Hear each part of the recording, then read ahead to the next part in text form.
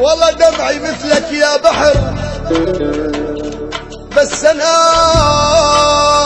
ملح دمعاتي جميل.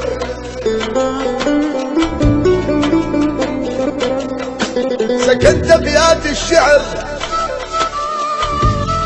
واحضانك يا غدار كانت لاحبابي قبل.